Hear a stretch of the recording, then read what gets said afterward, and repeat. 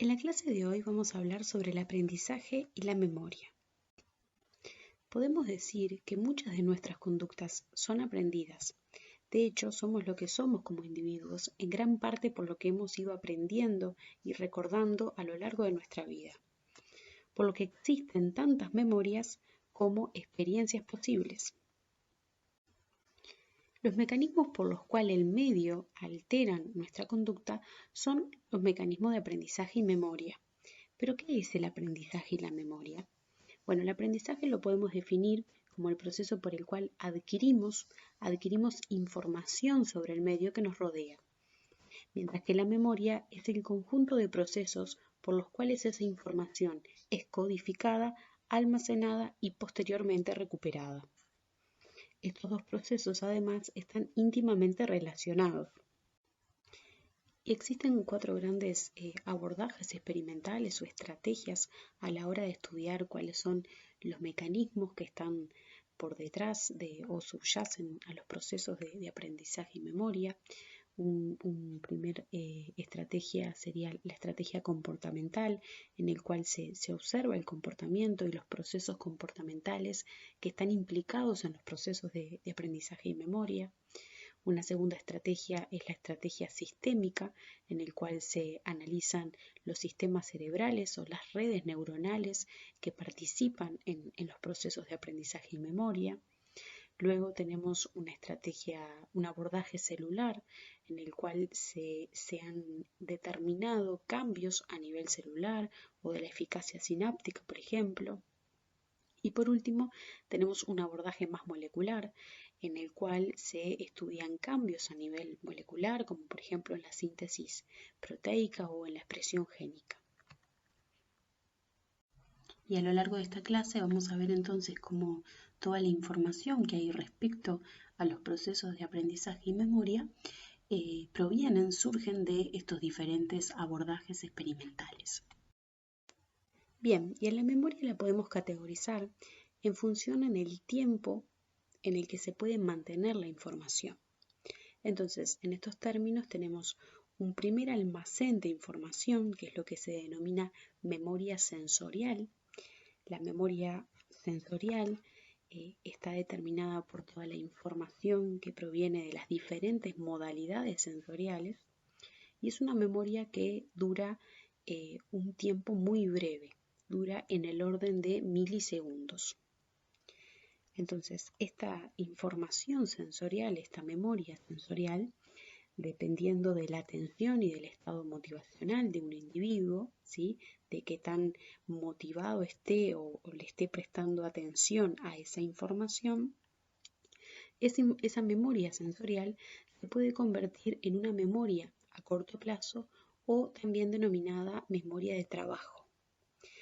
Esta memoria, por su parte, tiene una duración en el orden de segundos o minutos y es esa memoria a la que recurrimos, por ejemplo, cuando nos dicen un teléfono y lo tenemos que recordar por un tiempo breve, ¿sí?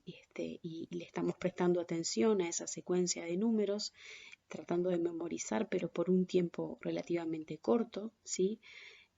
O, por ejemplo, una matrícula de un auto o la posición la orientación de algún objeto, por ejemplo, es una memoria de corto plazo.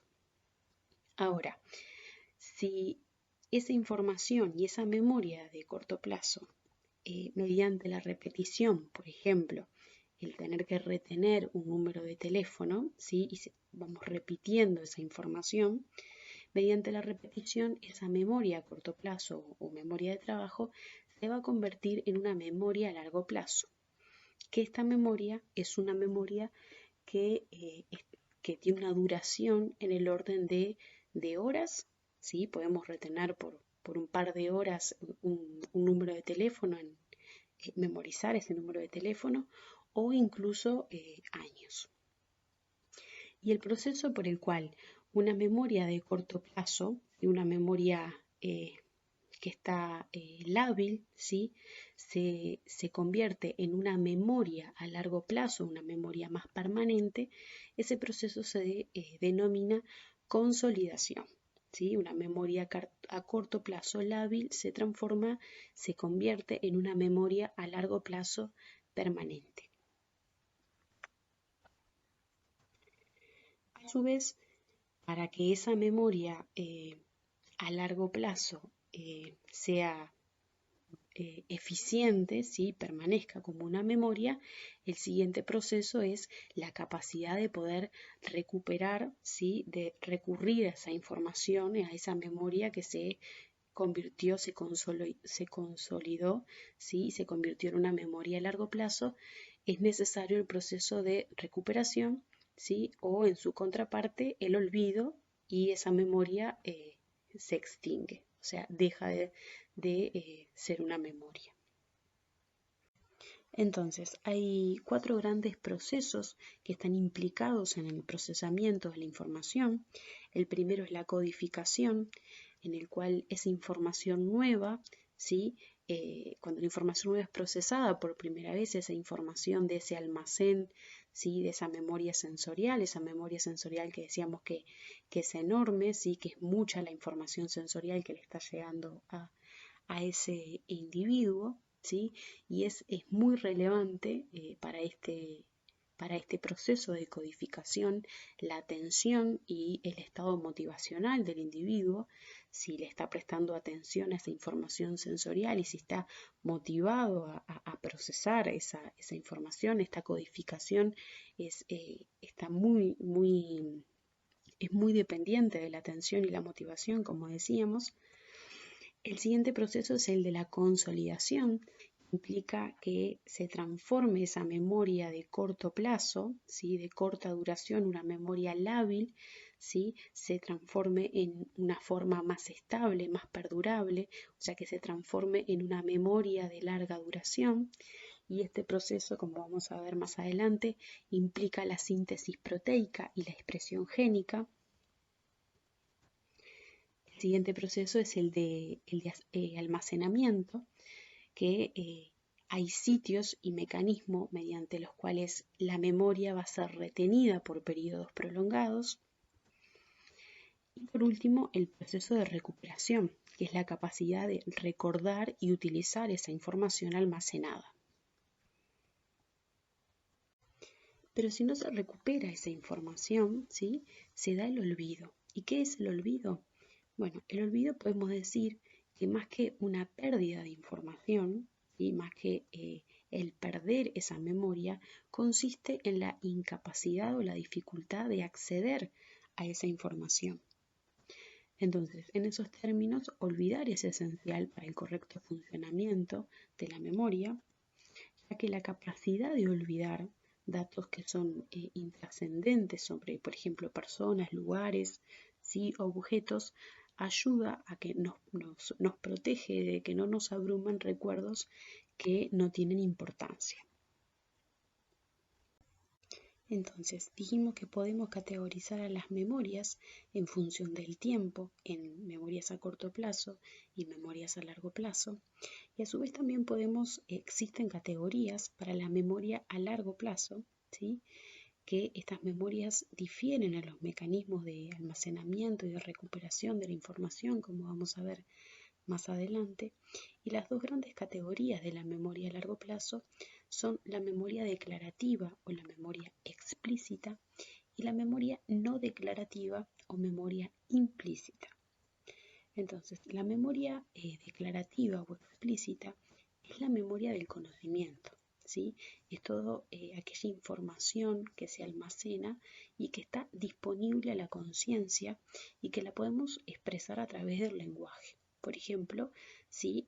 Un número de teléfono o una letra de una canción. Si nos preguntan cuál es un número de teléfono, ¿sí? Recurrimos a la conciencia y la podemos expresar con el lenguaje. Por su parte, la memoria no declarativa o la memoria implícita es la memoria de las habilidades motoras. Es una memoria que en contraposición a la memoria declarativa no está disponible en la conciencia, o al menos no en detalle, ¿sí?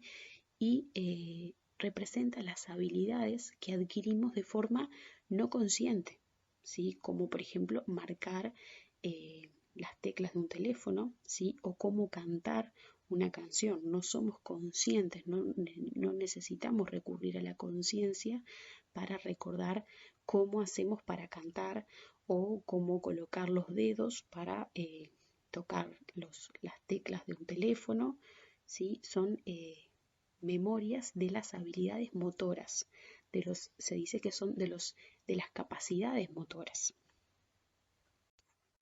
Y a su vez, estas dos memorias, la memoria explícita o declarativa y la memoria implícita o no declarativa, tiene varias subcategorías.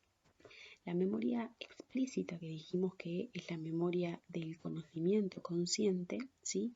Se dice que es la memoria del qué.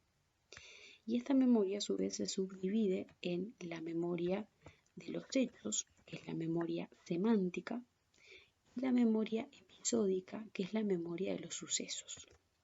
Como vamos a ver a continuación, estas memorias se almacenan en los lóbulos temporales medial. Por otra parte, la memoria implícita o no declarativa, que dijimos que era aquellas memorias de las habilidades motoras, se dicen que son las memorias del cómo. Y estas memorias se subdividen en, como vamos a ver después en el priming o la sensibilización, ¿sí? Que estas memorias se almacenan en el neocórtex, en la neocorteza. Se subdivide en memorias de procedimientos que incluyen las capacidades y los hábitos que se almacenan en el estriado. A su vez están los procesos de aprendizaje asociativo que vamos a ver después, el condicionamiento clásico y operante, y el aprendizaje no asociativo que vamos a ver la habituación y la sensibilización. Entonces, se pueden adquirir diferentes formas de memorias implícitas de habilidades motoras a través de diferentes formas de aprendizaje, como vamos a ver más adelante.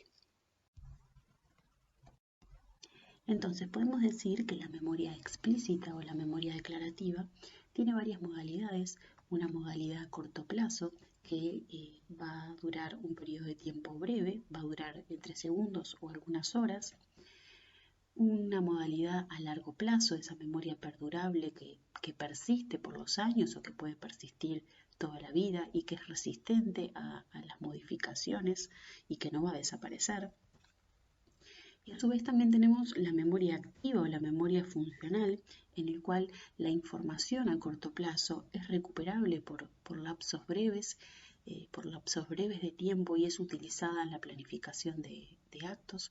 Y esta es la memoria de trabajo que mencionábamos anteriormente, que recae sobre el lóbulo frontal, ¿sí? Esa memoria, por ejemplo, cuando a los niños se les muestra el juego de cartas donde tienen que recordar las diferentes posiciones de una imagen que vieron, ¿sí? Entonces eso es la memoria activa o la memoria de trabajo que recae sobre el lóbulo frontal.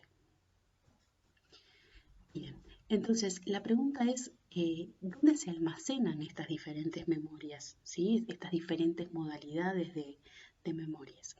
Y todo lo que se sabe respecto al almacenamiento de la memoria surge de estudios con pacientes amnésicos, con amnesias específicas o estudios que utilizan animales de experimentación.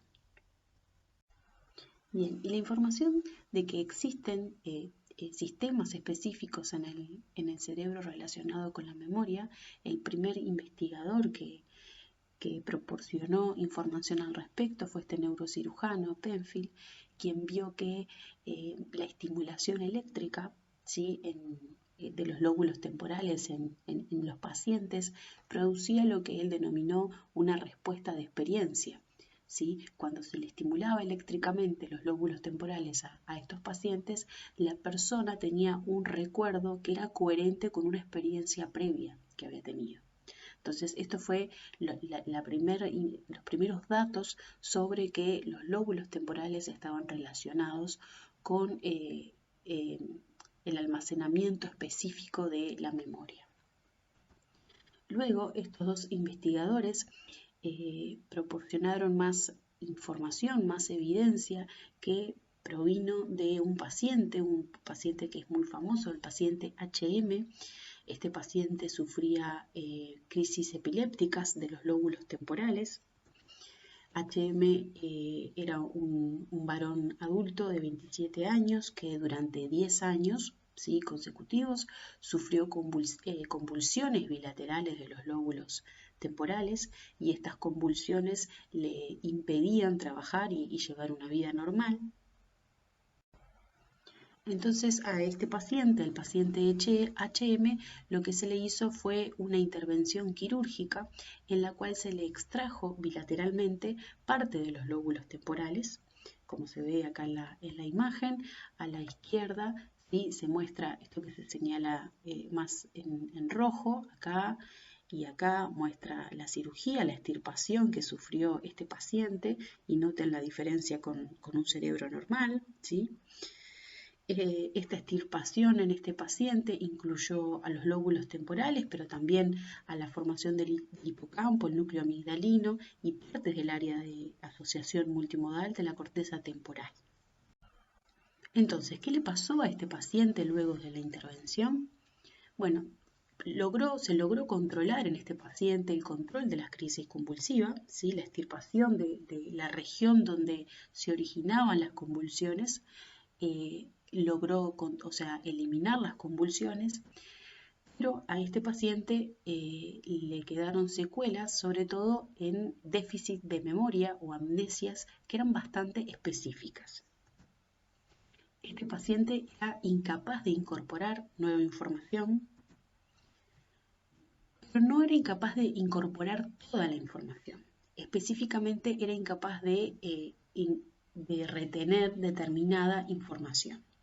Entonces, en esta imagen se muestra el momento en el que el año en el que se hace la cirugía, en el 26, se hizo en el 56, los datos se muestran hasta el 50, y a partir de la cirugía se marca que esta persona padece una amnesia anterógrada, es decir, que para adelante, luego de la cirugía, es incapaz de incorporar nueva información.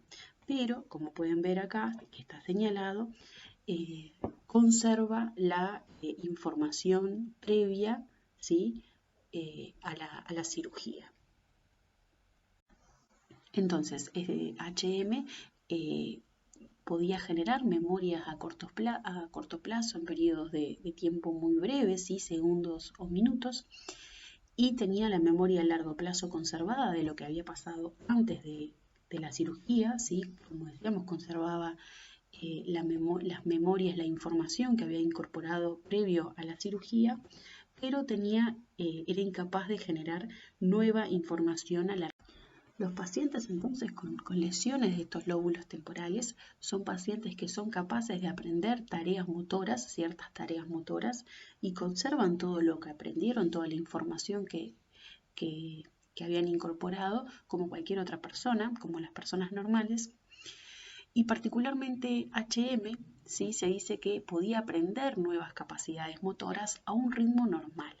Y acá se muestra cuando a HM se le daba una tarea, se le presentaba esta estrella y se le pedía que dibujara el contorno sin salirse de los bordes, y a medida que HM iba realizando esta tarea, con el tiempo que se le pedía que la repitiera, se veía que HM con el tiempo, que es lo que muestra el gráfico a la derecha, disminuía los errores, es decir, que mejoraba con el tiempo. Entonces, HM podía aprender nuevas capacidades motoras a un ritmo normal, y esta capacidad de aprender nuevas tareas motoras es lo que pone de manifiesto que HM tenía intacta las memorias implícitas, las memorias de las habilidades motoras, Entonces podemos decir que las lesiones de la extirpación de los lóbulos temporales en HM produjo, por un lado, la incapacidad de generar memorias explícitas pero no afectó las memorias implícitas. Él era incapaz de generar, de incorporar nueva información de esas memorias explícita que decíamos del conocimiento, pero era capaz de incorporar memorias implícitas, esas memorias de las habilidades motoras. Entonces, como mencionábamos anteriormente, la memoria explícita se categoriza en memoria semántica y memoria episódica. La memoria semántica o la memoria de los hechos es todas las memorias que aprendemos, por ejemplo, en la escuela, en el liceo, en la universidad, ¿sí? Se dice que son las memorias de los hechos, por ejemplo, mediante este procesamiento de información, sabemos que el plomo es más pesado que el agua, sabemos el significado de las palabras, de los objetos, de los conceptos. Mientras que la memoria episódica, que también es parte de la memoria explícita, todas esas memorias del conocimiento, son las memorias de los sucesos, ¿sí? Las memorias que representan los acontecimientos y nuestras experiencias personales. Entonces vamos a ver cómo se almacena la memoria explícita. Entonces, todo el conocimiento se adquiere, ¿sí? Es procesado a través de las modalidades sensoriales, o sea que se procesa la información visual, la información auditiva y somática a través de las áreas unimodales y polimodales asociativas. La información que se procesa en estas áreas de asociación es enviada en serie a la corteza parhipocampal y perirrenal, y en bloque luego se envía a la corteza entorrinal. Luego esa información ingresa en este bucle por el giro dentado, el hipocampo, el subiculum y vuelve a la corteza entorrinal. Por lo que la corteza entorrinal es una vía de entrada a este circuito y una vía de salida. Y este pequeño bucle, este pequeño circuito entre la corteza entorrinal, el hipocampo, el subiculum, ¿sí? es fundamental para la consolidación de la memoria. ¿Por qué es fundamental? Porque es una estación transitoria hacia la memoria a largo plazo, ¿sí? La información entra, ¿sí? Pasa por estas estructuras como el hipocampo, ¿sí? Y es donde se da el proceso de consolidación que decíamos al principio de la clase. Entonces, esta consolidación es fundamental para que las memorias a corto plazo se transformen en memorias a largo plazo. Entonces, en este sector de este circuito se da la consolidación, luego la información regresa a las áreas unimodales y polimodales de asociación, donde se va a almacenar esa información. Entonces, el almacenamiento de la memoria explícita depende particularmente del hipocampo, ¿sí?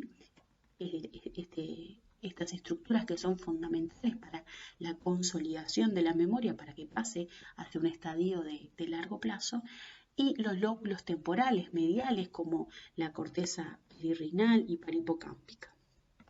Y en este sentido se ha visto, por ejemplo, que lesiones selectivas en monos de diferentes áreas cerebrales ¿sí? han permitido determinar la participación de cada una de estas áreas en el almacenamiento de la memoria. Entonces, lesiones en monos alteran distintos aspectos de la memoria explícita. Entonces, se ha visto, por ejemplo, que daños de las regiones del hipocampo alteran el almacenamiento de la memoria explícita. El hipocampo derecho está implicado en la representación del medio externo, en la representación espacial, mientras que el hipocampo izquierdo en la memoria verbal. El hipocampo, como decíamos, en ese circuito de la información, es una estación transitoria en la memoria a largo plazo, ¿sí? Que es importante para la consolidación. De hecho, el traspaso, el tránsito de información a la corteza, desde esa información que regresa desde el hipocampo hacia las cortezas unimodales y polimodales, es un proceso lento. Se ha visto, por ejemplo, que los individuos que tienen lesiones del hipocampo son capaces de conservar la información, los recuerdos que tienen desde la infancia. Sin embargo, si se lesiona el área de asociación, ese bloque que veíamos al principio del circuito, las áreas de asociación unimodales y polimodales, si se lesiona esa área, se destruye todo el conocimiento explícito que se adquirió, porque como veíamos en el circuito, las áreas unimodales y polimodales de asociación es donde se da el almacenamiento. ¿Sí? Entonces, si se lesiona el hipocampo, se pueden conservar recuerdos de memorias a largo plazo, recuerdos de la infancia, mientras que si se lesiona el área de asociación, que es el lugar donde se almacenan las memorias, se destruye todo ese conocimiento. ¿Sí? Entonces, de esta parte podemos decir que las memorias explícitas a largo plazo se almacenan en las cortezas asociativas, esas cortezas unimodales y polimodales que mencionábamos.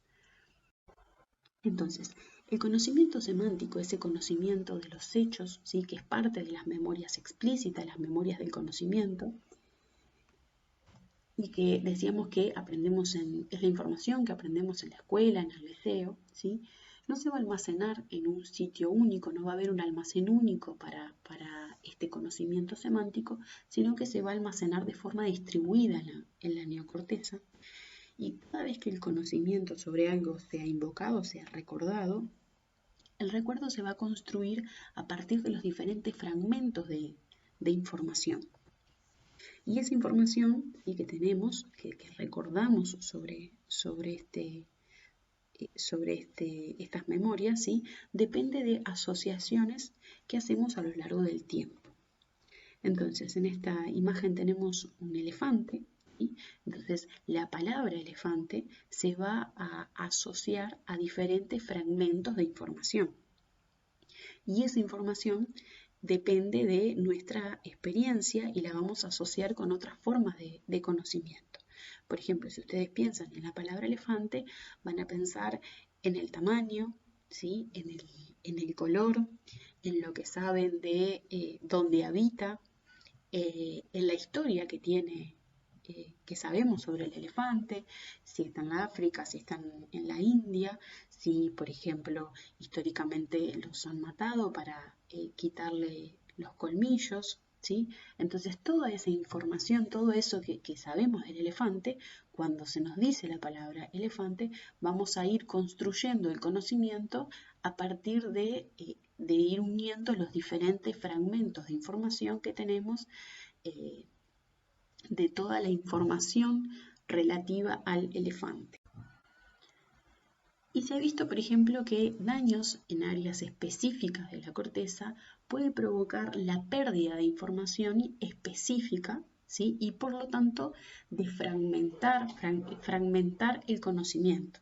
Dijimos que este conocimiento se construye a partir de los diferentes fragmentos que se va almacenar en diferentes cortezas. Entonces, si se dañan diferentes cortezas, lo que se va a hacer es alterar la información relativa a diferentes fragmentos de ese conocimiento. Entonces, por ejemplo, acá en esta imagen, ¿sí? Tenemos arriba lo que se conoce como una agnosia asociativa, y estos pacientes, por ejemplo, se les muestra esta serie de imágenes, este sobrecito de té, un anillo, una pluma, ¿sí? Y se le piden dos tareas. Por un lado, se le pide que lo dibuje, ¿sí? Y como pueden ver, en este cuadrante, los pacientes no tienen ningún tipo de problemas, lo dibujan perfectamente, replican la imagen. Sin embargo, cuando se les pide que nombren al anillo, a la pluma, al sobrecito de té, que verbalicen, son incapaces de nombrarlo, ¿sí? En el cuadrante inferior hay otro tipo de agnosia que se llama la agnosia aperceptiva, en el cual a los pacientes y a los individuos se les muestra esta serie de imágenes simples como un círculo, un cuadrado, ¿sí? Una serie de números, y se les pide que lo repliquen, que lo copien. Como pueden ver, estas personas son incapaces de replicar, de copiar estas imágenes simples, pero cuando se les piden que las menciones, que verbalice, que diga que son, ¿sí? Son capaces de nombrar a estos objetos, a estas imágenes. Entonces, la agnosia asociativa, que es la imagen, el ejemplo del paciente superior, donde lo puede copiar a la imagen, pero no lo puede verbalizar, ¿sí? Es una agnosia que está asociada a la corteza parietal posterior. Lesiones específicas de esta región producen esta fragmentación del conocimiento.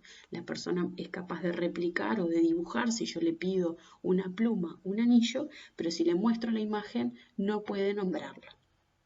Y el ejemplo del paciente de abajo, de la agnosia aperceptiva, ¿sí? Es relativa a la corteza occipital, ¿sí? Donde las personas son capaces de nombrar una imagen que se les muestra, pero si se les pide que la dibujen, ¿sí? Que visualmente la representen, no la pueden visualmente representar, ¿sí?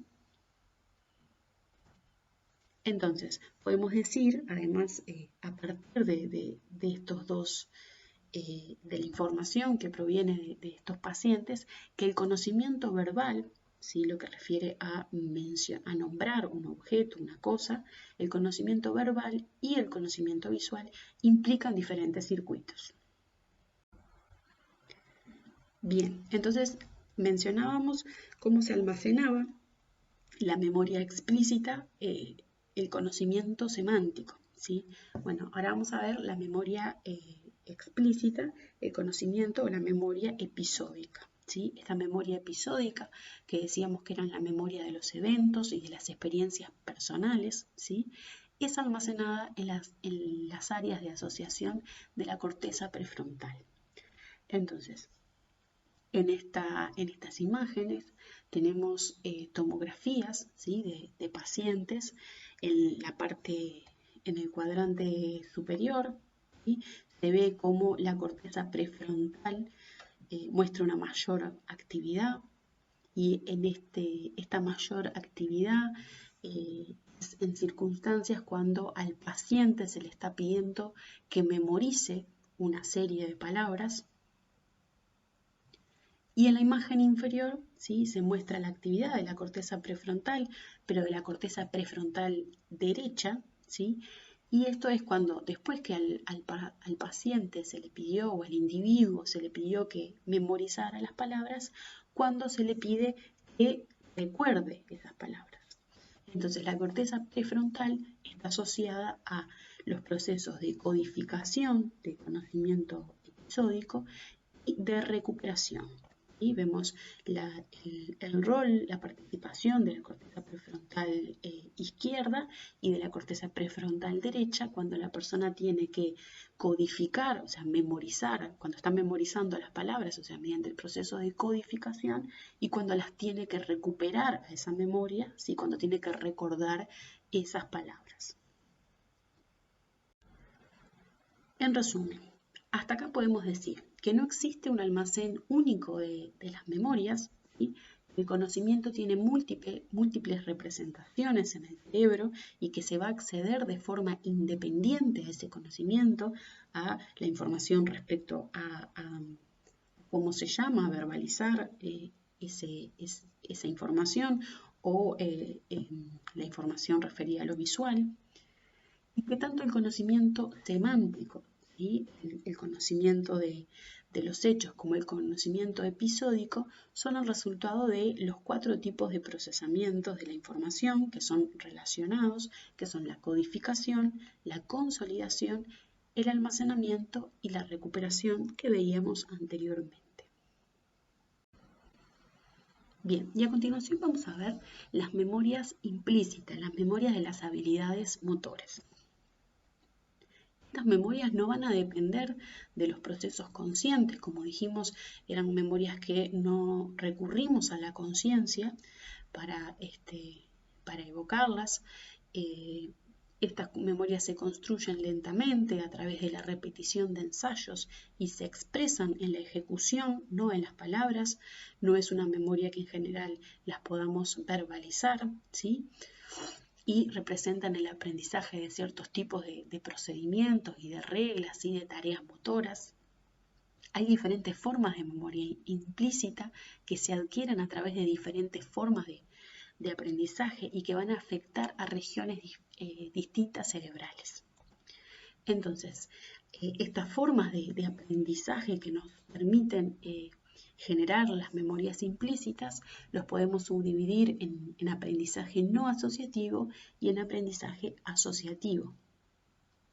El aprendizaje no asociativo se caracteriza porque este aprendizaje se aprende con un solo estímulo, mientras que el aprendizaje asociativo se aprende relacionando diferentes estímulos.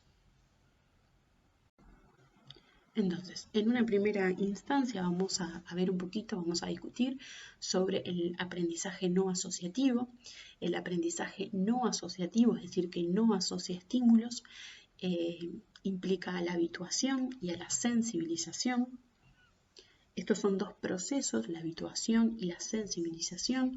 Podemos decir que son dos procesos que nos permiten regular nuestra respuesta al ambiente y que implica una respuesta ante un estímulo con el que previamente se ha tenido experiencia.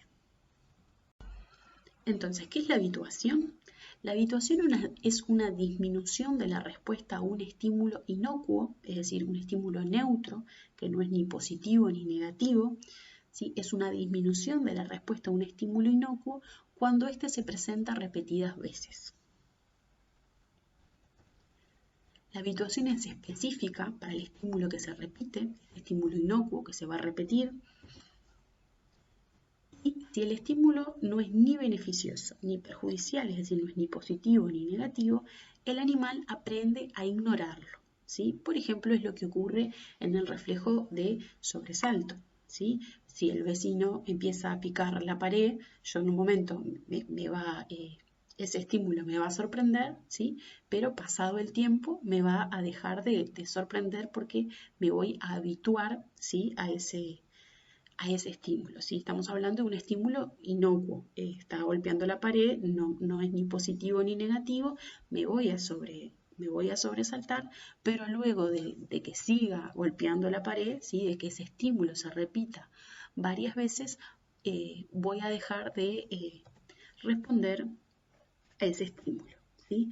Entonces, y los factores que van a determinar la rapidez de esta habituación a este estímulo inocuo son la intensidad y la frecuencia con la que se presenta el estímulo. Este tipo de aprendizaje puede ser tanto a corto plazo como a largo plazo.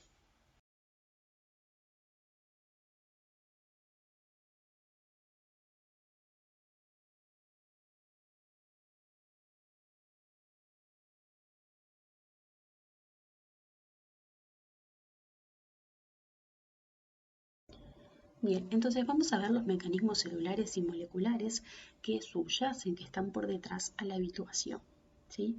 Y un modelo que ha sido muy utilizado en este tipo de abordajes, ¿sí? En este tipo de estudio, es el caracol marino, la Aplysia.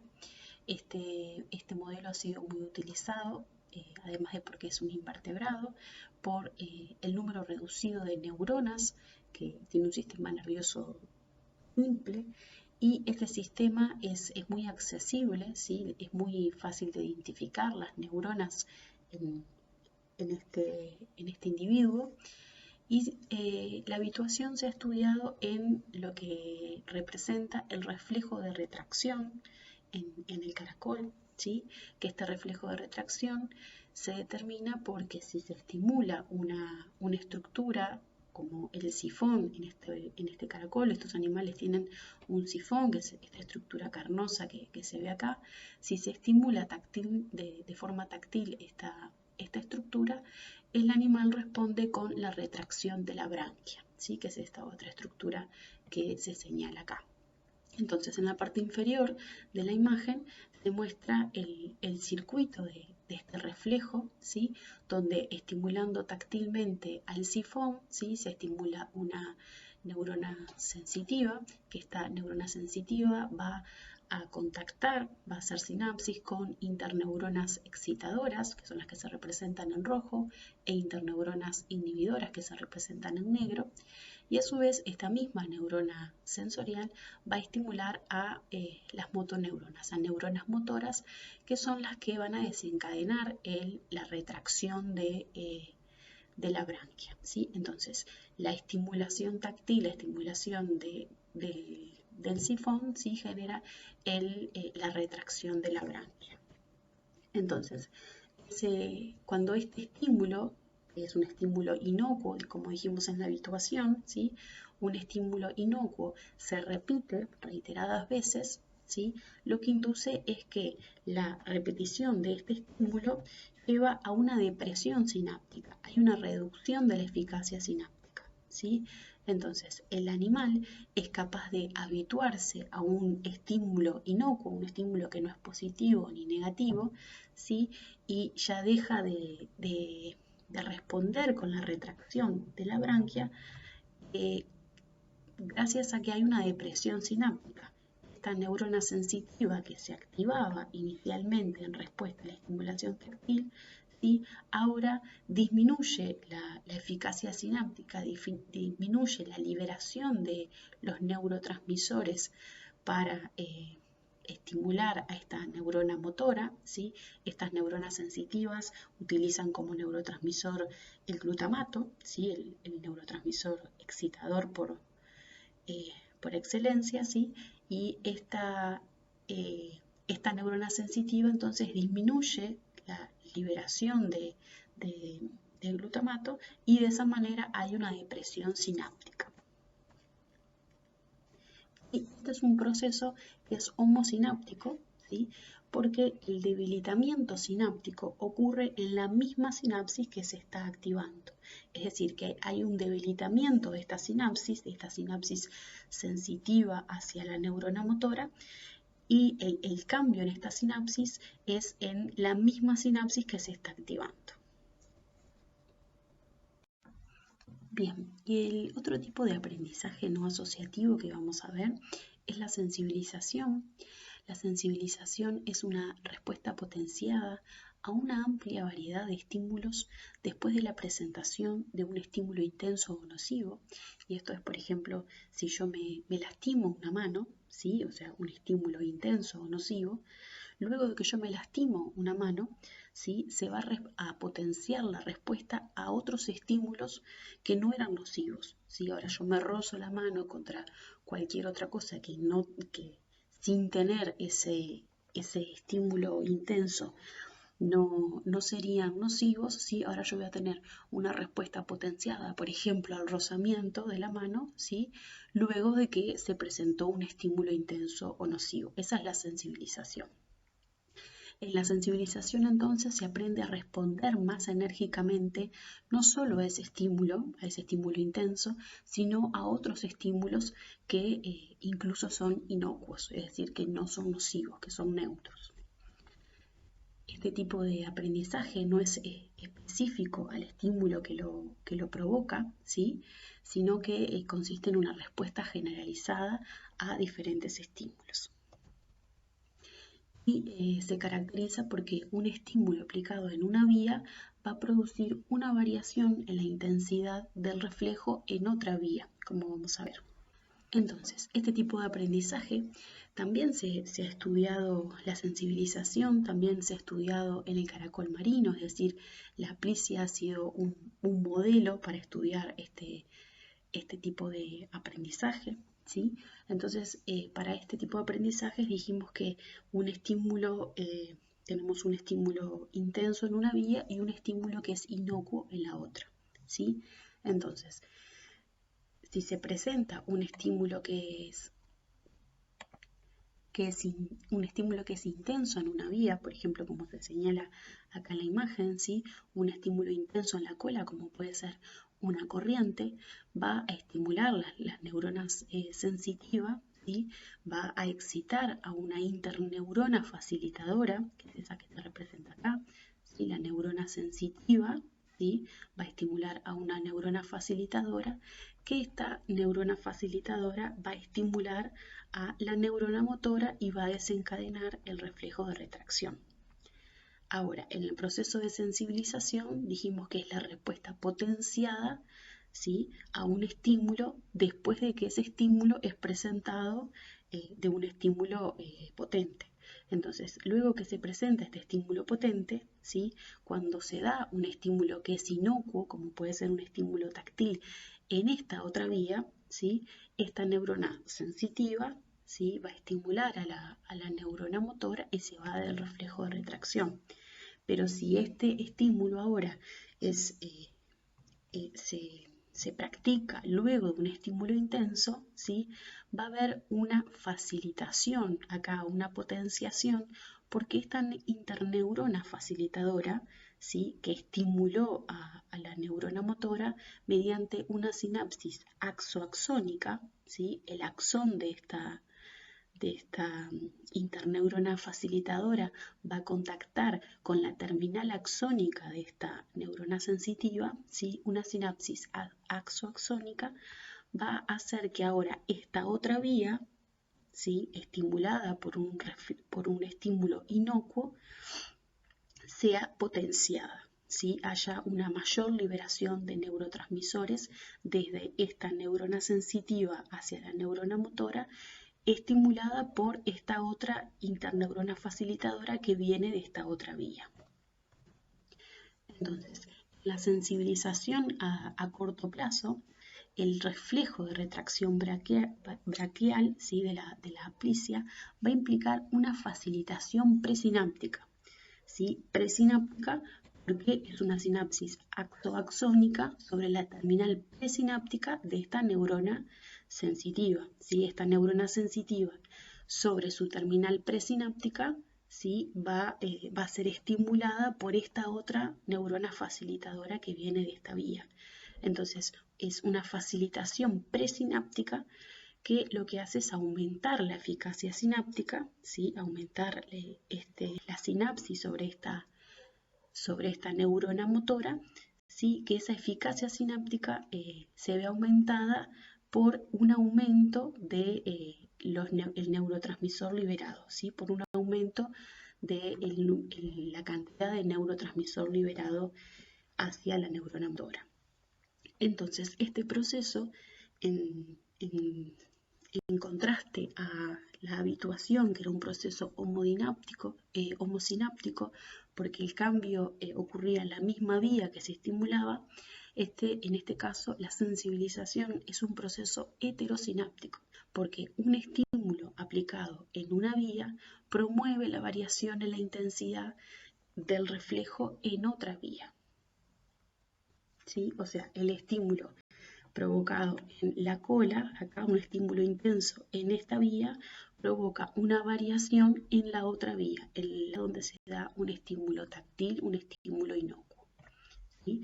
Y por tanto hay una facilitación. Bien, y en esta diapositiva mostramos los mecanismos moleculares, ¿sí?, que están por detrás, que subyacen a la facilitación presináptica de corta duración, ¿sí? Entonces, tenemos que un estímulo, como veíamos en la imagen anterior, ¿sí?, un estímulo acá tenemos la representación de la aplicia, un estímulo potente en una vía en la cola, ¿sí?, estimulaba una neurona sensitiva que estimulaba a interneuronas facilitadoras que mediante sinapsis axoaxónicas estimulaba la otra vía y potenciaba el reflejo de retracción. Entonces acá lo que tenemos es lo mismo, ¿sí? Un estímulo en la cola, ¿sí? Esta neurona sensitiva estimula a interneuronas facilitadoras que utilizan como neurotransmisor la serotonina. Entonces, la serotonina, ¿sí?, en este esquema acá muestra, ¿sí?, la neurona sensitiva en la otra vía, ¿sí?, la serotonina en la sinapsis axoaxónica de la neurona sensitiva de la otra vía, ¿sí?, de esta otra vía, esta neurona facilitadora libera serotonina, ¿sí?, y una sinapsis axoaxónica sobre esta neurona sensitiva. esta imagen acá lo que muestra es la terminal presináptica de la neurona sensitiva. Entonces la serotonina en la terminal presináptica de esa neurona sensitiva va a estimular receptores acoplados a proteína G que van a inducir un aumento del AMP cíclico y ese AMP cíclico va a estimular a la proteína quinasa A. La proteína quinasa A en este aprendizaje a corto plazo, lo primero que va a ser fosforilar canales de potasio, ¿sí? De esa manera se disminuye la corriente de potasio y por otro lado va a estimular a los canales de calcio para que entre más calcio y de esa manera el calcio, ¿sí? En la terminal presináptica aumente la exocitosis del neurotransmisor. Entonces, la facilitación presináptica se da en parte a corto plazo, se da por este aumento de la liberación del neurotransmisor, ¿sí? Y un aumento de la exocitosis del neurotransmisor. Bien, entonces a corto plazo, ¿sí? La proteína quinasa A en definitiva aumenta la liberación y la exocitosis del neurotransmisor, pero a largo plazo, la sensibilización a largo plazo implica la vía de la MAP-CRE, ¿sí? Entonces, a largo plazo, de nuevo, se activan los receptores acoplados a proteína G, aumenta el AMP cíclico y este AMP cíclico estimula la proteína quinasa A. La proteína quinasa A va a estimular la vía de la MAP que van a fosforilar a los factores de transcripción CREB, ¿sí? Y van a activar toda la maquinaria de transcripción para que aumente la expresión, ¿sí? Para que se sinteticen nuevos más neurotransmisor, ¿sí? Y de esa manera a largo plazo tener mayor cantidad de neurotransmisor para poder exocitar, ¿sí?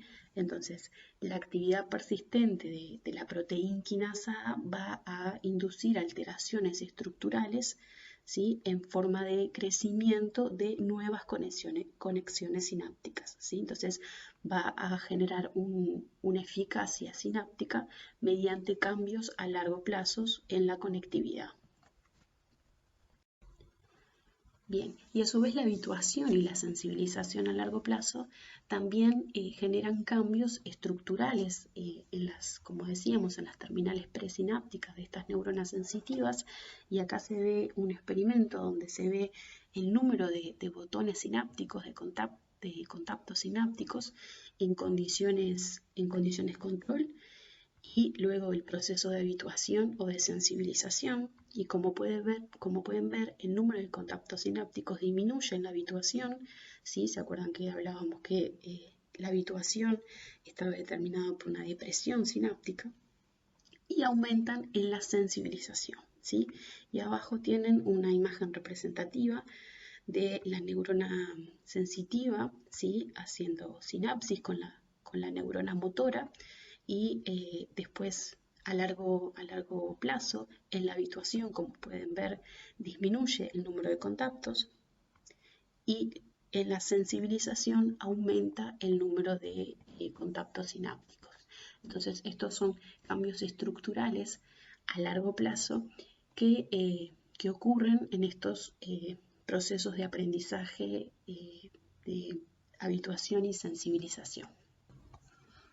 Entonces, en resumen, una sinapsis puede participar en más de un tipo de aprendizaje, ¿sí? Puede participar en la habituación, ¿sí? Que suponía una disminución de la eficacia sináptica, o una sensibilización, que suponía una facilitación presináptica, y de esa manera almacenar más de un tipo de memoria. Sin embargo, la habituación y la sensibilización utilizan mecanismos celulares diferentes. La habituación utiliza un mecanismo homosináptico, es la misma sinapsis que se modifica, mientras que la sensibilización, el mecanismo es heterosináptico. Cambios en una vía, ¿sí? Van a generar el aprendizaje, la sinapsis en una vía va a generar cambios en la sinapsis de otra vía. Bien, y ahora vamos a ver el aprendizaje asociativo, y dentro del aprendizaje asociativo, ese aprendizaje que asocia estímulos, vamos a ver el condicionamiento clásico y el condicionamiento operante. El condicionamiento clásico es el condicionamiento de Pavlov, ¿sí? En el cual Pavlov muestra que utilizando emparejados estímulos, un estímulo condicionado con un estímulo no condicionado, ¿sí? Se genera una respuesta condicionada, particularmente en lo que muestra este modelo, ¿sí? Lo que mostró Pavlov es que si un estímulo condicionado, en el caso de un sonido, como puede ser una campana, y este estímulo condicionado se elige porque es un estímulo que es débil, ¿sí? Si un estímulo condicionado se presenta asociado a un estímulo incondicionado, y el estímulo incondicionado, como puede ser la comida, este estímulo se elige porque va a generar una respuesta fuerte, ¿sí? Como en el caso en el perro la salivación, ¿sí? Y si estos estímulos, el estímulo condicionado y el estímulo incondicionado, se presentan de forma repetida, ¿sí? O sea, uno junto al otro de forma repetida, luego de un tiempo, la presentación, si se presenta solamente el estímulo condicionado, ¿sí? Por ejemplo, la campana, se induce la respuesta condicionada. Y ahora, solo con la presentación de la campana, el perro va a salivar en ausencia del estímulo incondicionado, ¿sí?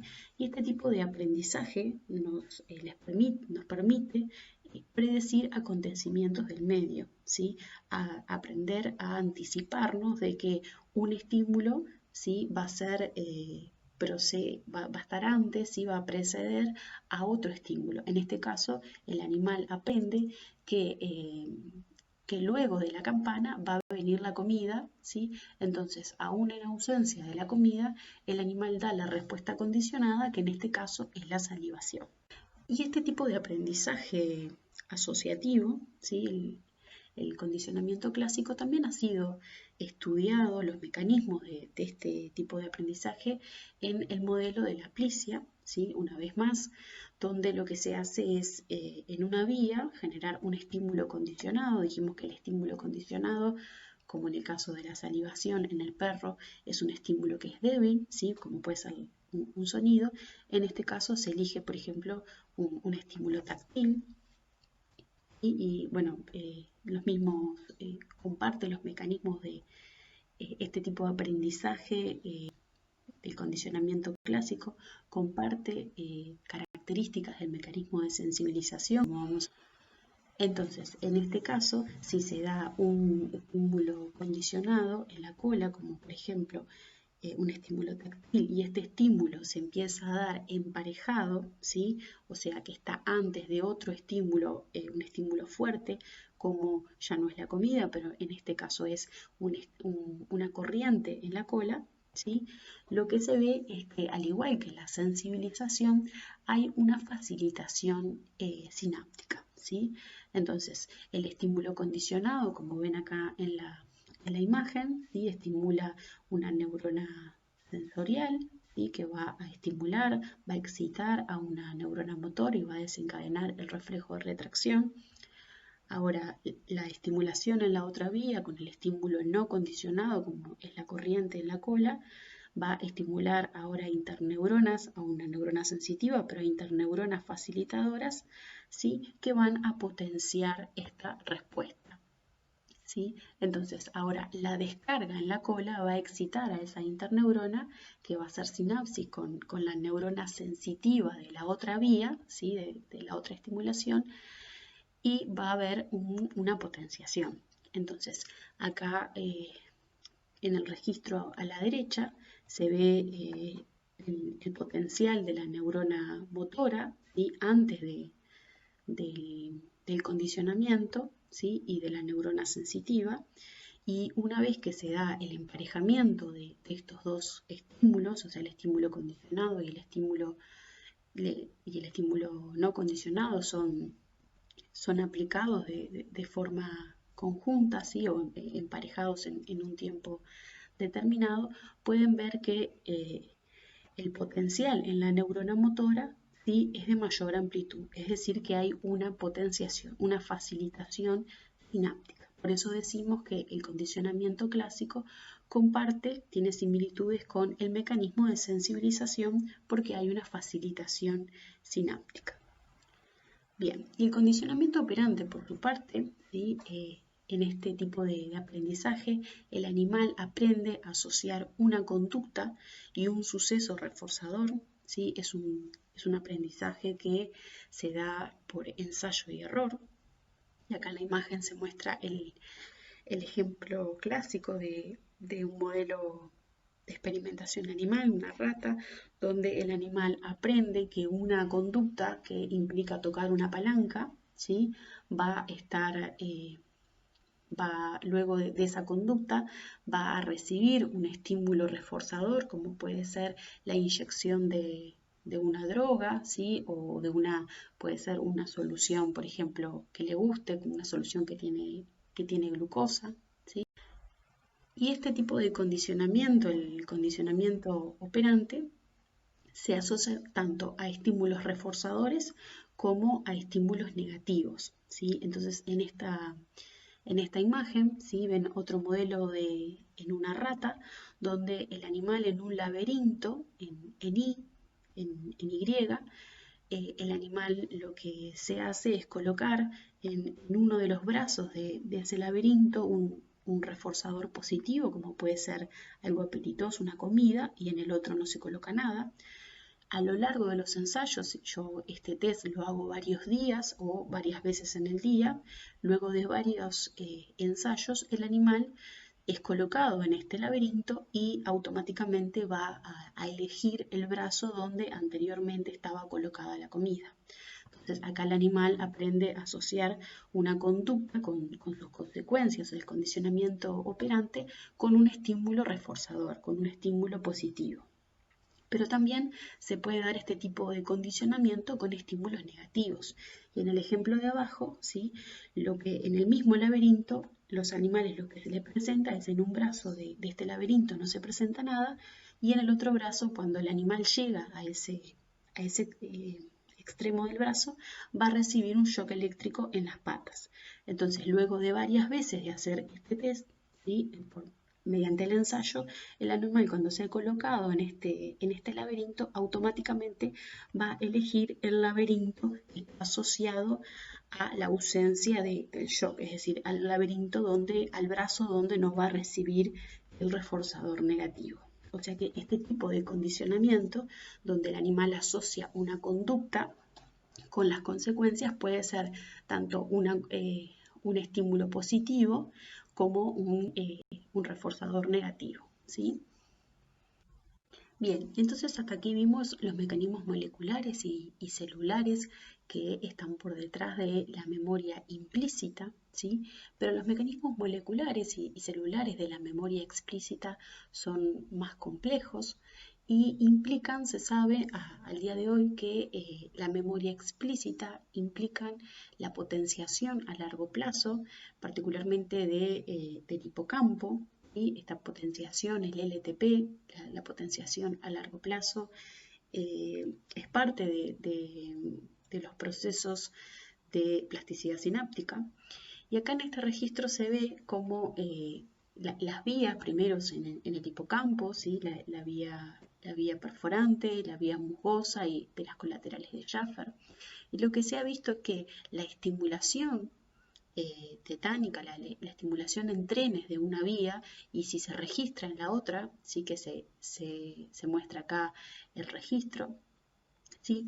Se han estudiado los cambios que ocurren mediante la estimulación en una vía, la estimulación tetánica, ¿sí?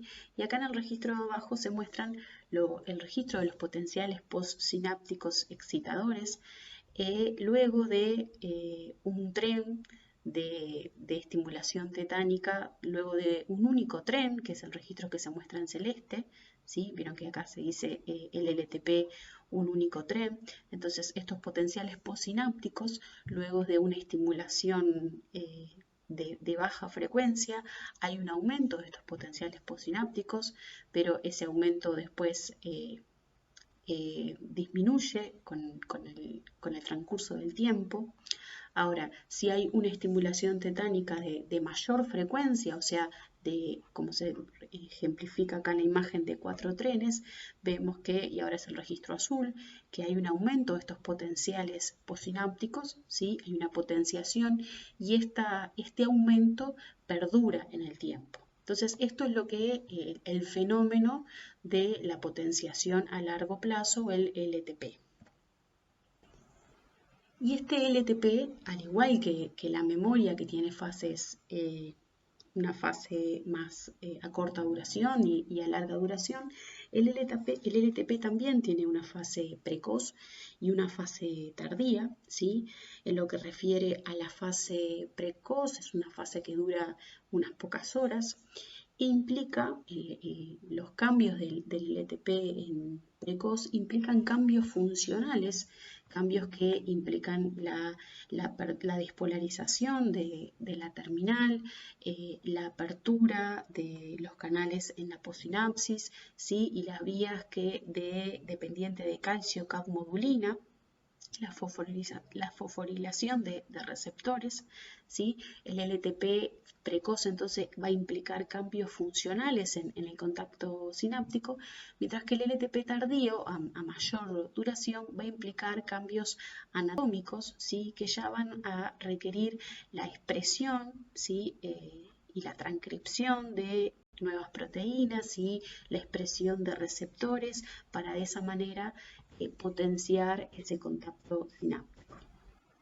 Entonces, en el LTP van a haber tantos fenómenos pre- y postsinápticos, ¿sí? Que incluyen la sensibilización de receptores, ¿sí? Mediante principalmente la fosforilación de receptores, el aumento de números de receptores, el aumento de la liberación del neurotransmisor, ¿sí? Y en este sentido se ha planteado que mensajeros retrógrados desde la postsinapsis hacia la presinapsis sería una señal para aumentar la liberación del neurotransmisor desde la presinapsis. Y a su vez hay fenómenos, sobre todo a largo plazo, que incluyen la síntesis proteica, la síntesis de nuevas proteínas, para así formar nuevos contactos sinápticos y aumentar la fuerza sináptica. Así que hay cambios en la probabilidad de liberación del neurotransmisor, de la expresión del receptor, ¿sí? Y cambios anatómicos y estructurales a largo plazo que son parte de este mecanismo plástico, ¿sí? de esta potenciación a largo plazo. Y el libro recomendado para esta clase es el Kandel, Principios de Neurociencias de Kandel. Muchas gracias.